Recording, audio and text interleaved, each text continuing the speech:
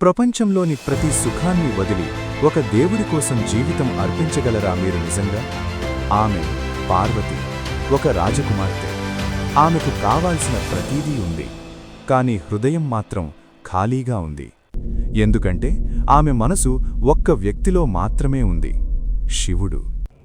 ఆ ప్రేమ సాధారణం కాదు, అది ఆత్మతో కలిసిన అనుబంధం.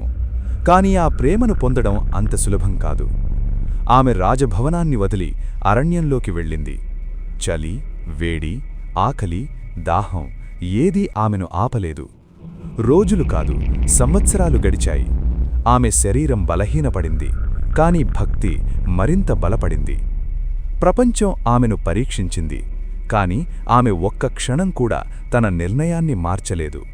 శివుడు వచ్చాడు, కాని తన అసలు రూపంలో కాదు. శివుడు నీకు సరిపోడు అని పరీక్షించాడు.